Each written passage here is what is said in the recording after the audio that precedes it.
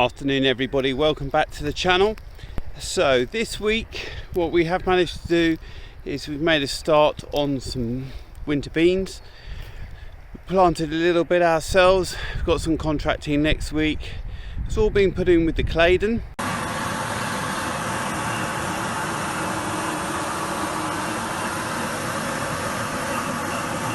So this field is conventional, and why it's of particular interest is this is where we had the site of one of our compost piles, and we had a little bit of trouble burying the seed here, so we've put the Claydon in a little bit deeper than I would prefer. So one of the ways that I judge the Claydon depth afterwards is these unmoved lines, so I like to see those. And what we were having a little bit of trouble was with the batter boards. We couldn't probably run them as firm as we would have liked. So as a result, it's achieved probably more ground movement than I would have liked. But as you can see, the channels are well covered, and you can see a bit of compost left over from the spreading. And if we dig down, there we go, a good 3 inches I would say, and we've got a nice bean seed. So it's gone in well. It would be nice to roll it. So this field will get a pre-emergence herbicide, and that will shut the gate on it for the rest of the winter, but we can follow it and see. One of the reasons we have attacked this field with the Claydon is because last year this was one of our fields that we drilled with a late flexi wheat, and it was very noticeable with the sky drill. It's Monday the 23rd of November. This is sheep grazed mustard again, and it really suffered from compaction, surface compaction. Some debate internally about whether that was due to the sheep or the weight of the drill. But one of our ways of alleviating that is going in with the Claydon and ripping up the surface a little bit. So more ground movement than I would usually like, but there is a method in the madness.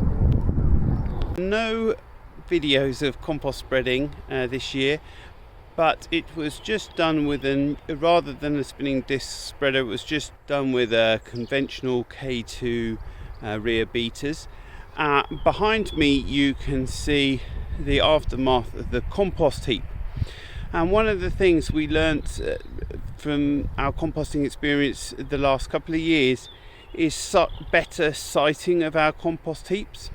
So hopefully you can see it there in the distance, the beginning of the compost heap for this year, and this is where it was for the last year. So it started off up against the hedge, and as we've turned it, it's moved into the field.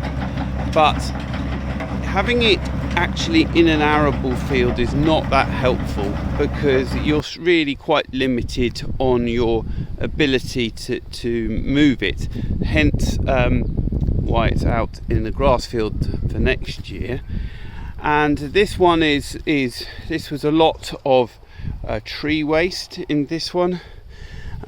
You can see the aftermath. There was we did mix some commercial compost in, and it's I was going to point out that little piece of plastic, but there you go, little pieces of plastic, which is why we're trying to move away from commercial compost.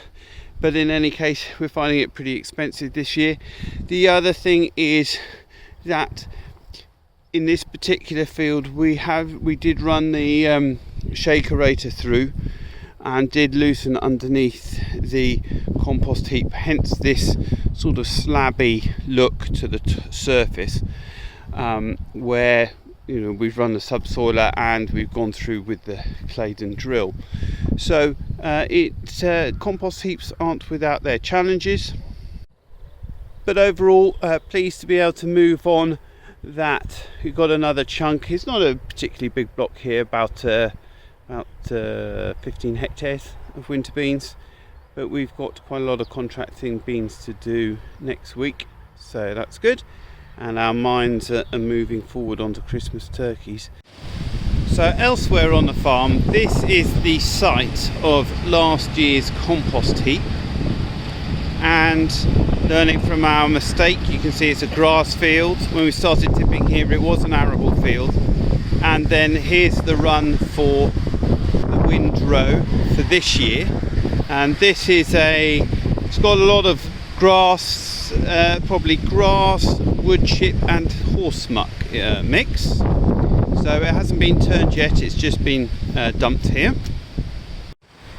So the point about this field is it's a field in a remedial sort of recovery. I bought it a few years ago. It had been quite mistreated previously.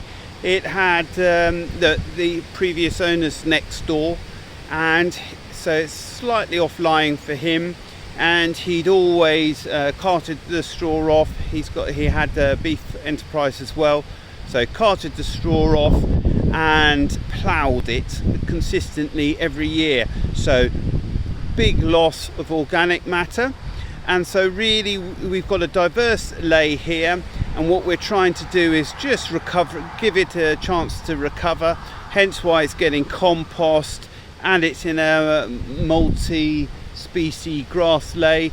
It is an environmental scheme, but we're just trying to give it a chance to recover, persistently underperforming when it was part of the arable rotation. So what I'm just going to try and do is walk out there and see if we can find any of the compost lying on the surface. So as you can see, it's a bit tufty.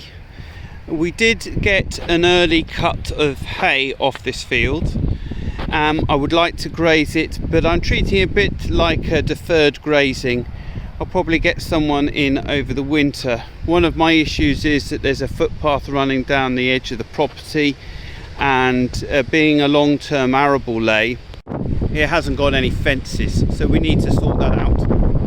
But as we go in closer, you can see actually that there was quite a lot of wood chip in there. Interestingly, that's a bit clayey, but there's wood chip on the surface.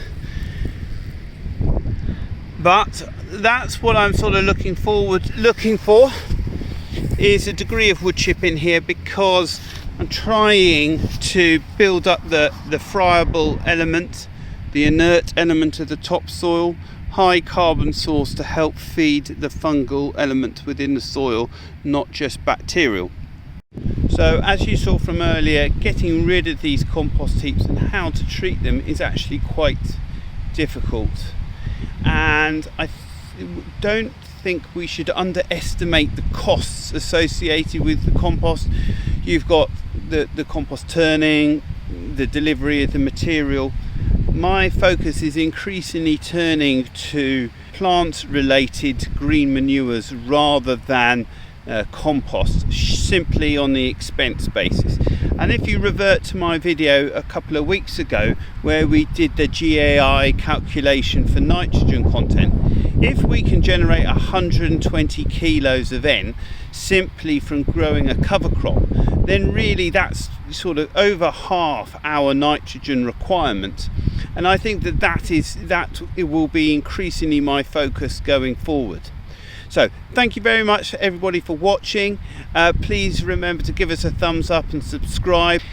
And we're working on some investigation of carbon trading, and hopefully we'll have more to report on that going forward. I think it's something big that the industry is looking at, but it's fraught with the potential troubles. We've got a duty to try and share our experiences and help people in deciding who to go with and what the catch is going forward. So more about that later in another video. See you next week. Goodbye.